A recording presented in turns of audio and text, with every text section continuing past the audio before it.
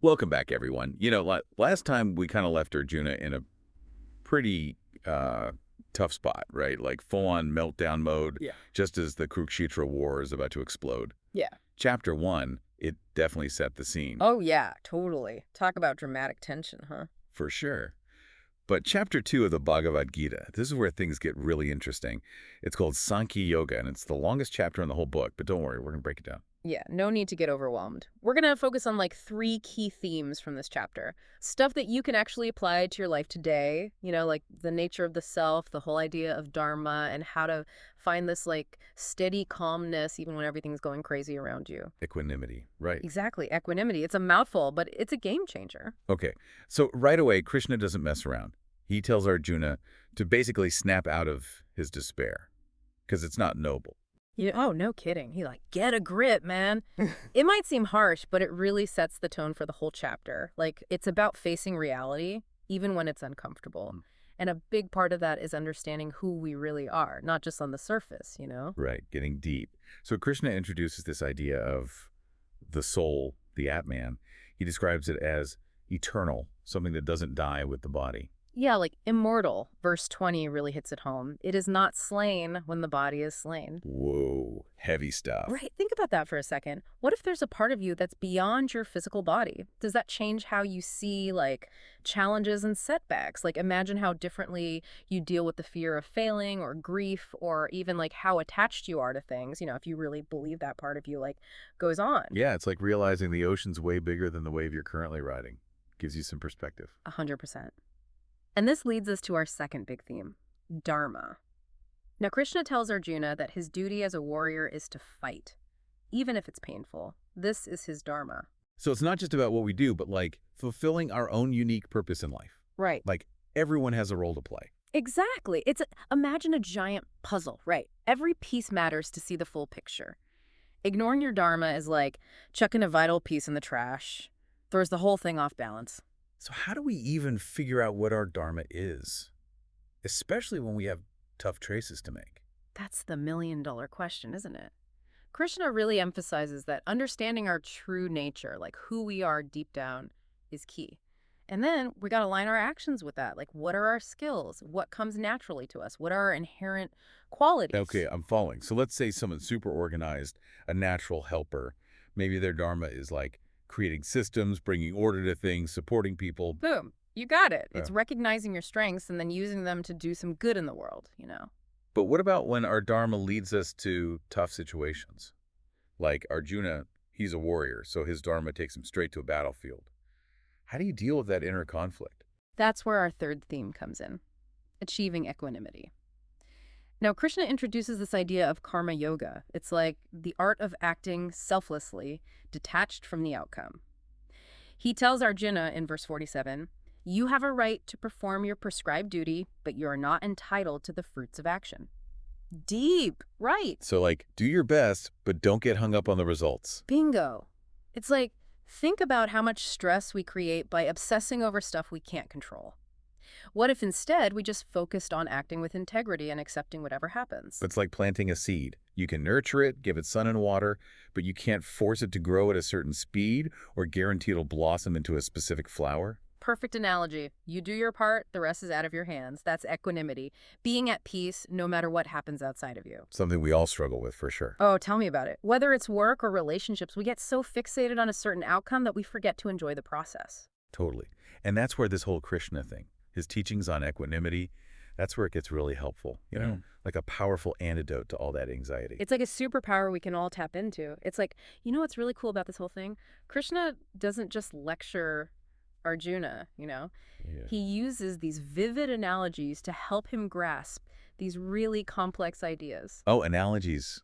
I love a good analogy. It's like they make your brain click into a whole new level of understanding.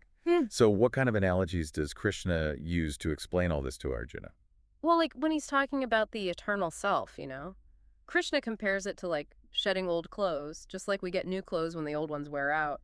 The soul moves into a new body when the current one's done its job. Oh, I see. So it's not about the clothes themselves, but the person wearing them. The clothes change, but the person inside stays the same. Exactly. It's all about the continuity of the self, even when the physical form like goes through changes.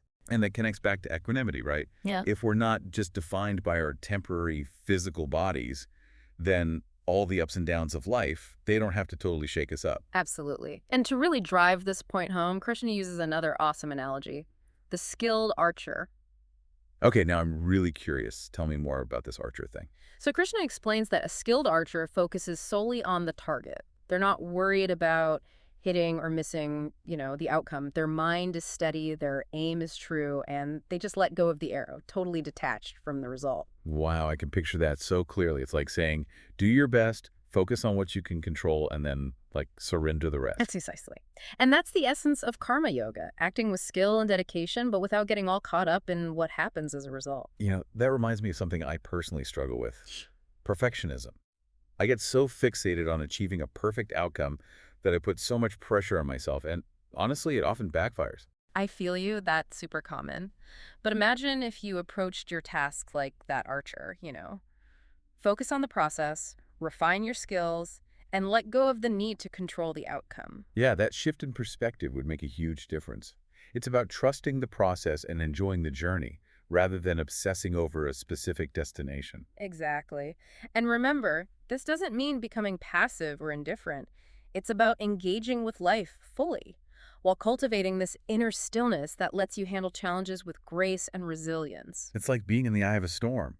All this chaos swirling around you, but inside, you find this calm, clear center. Beautiful way to put it. And this inner stillness, this equanimity, it's not something you're born with. It's a skill you develop through practice. So how do we develop this inner stability? Like, is there a secret formula?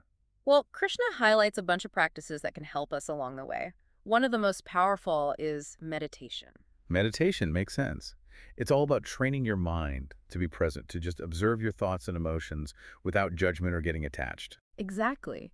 With consistent meditation, we can gradually detach from that constant chatter in our minds.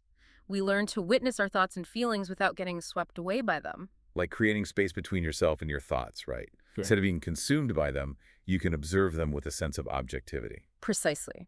And as we develop this ability, we become less reactive to what's happening around us. We can respond to challenges with more clarity and composure. So instead of being controlled by our emotions, we can choose how we respond to them. Exactly. It's about taking back your inner authority, realizing you have the power to choose peace even when things are chaotic. That's incredibly empowering. It means we're not victims of our circumstances. We have the power to shape our inner experience no matter what's happening outside of us. Absolutely. And that, I believe, is one of the most profound and liberating messages of the Bhagavad Gita. It's interesting, as we're talking about all this, it really strikes me that one of the most universal challenges we all face is dealing with fear and anxiety. Yeah, for sure. And it's so cool that Krishna actually addresses that head on in chapter 2. He talks about the importance of cultivating a steady mind, one that's not easily swayed by fear or doubt. So it's not about eliminating fear altogether, but more about learning to manage it. Is that what he's saying? You got it. Krishna gets that fear is a totally natural human emotion. It's part of our survival wiring, right? But he's also saying we don't have to be ruled by it. Okay, so how do we do that? How do we cultivate this steady mind when we're freaking out? It's easy to say don't be afraid, but it's a whole other thing to actually feel that kind of inner peace. Totally. It takes practice. Hmm. And one of the practices Krishna talks about is mindfulness. Being present in the moment, just observing your thoughts and feelings without getting all tangled up in them. That sounds a lot like the meditation we were talking about earlier. Yeah, very similar. It's all about creating some distance from our thoughts and emotions, realizing they're like passing clouds, they come and go, but they're not the vast, unchanging sky itself. So instead of getting swallowed up by a wave of anxiety, we can kind of just watch it, see it for what it is, and let it pass without letting it define us. Exactly. And as we do this more and more, we develop this inner stability. We realize we actually have a choice in how we respond to fear rather than just letting it control us. I love that. It's like you're taking back control. You're not just along for the ride on this crazy emotional roller coaster.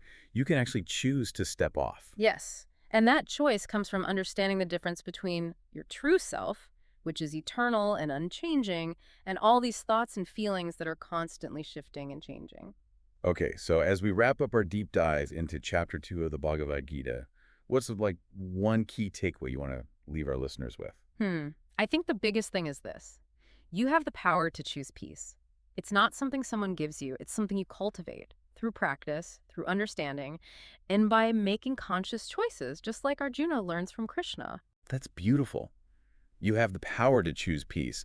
And chapter 2 really gives us like a roadmap for how to do that, even when life feels totally crazy and uncertain. Right, and that's why I think these teachings are still so relevant today, thousands of years later.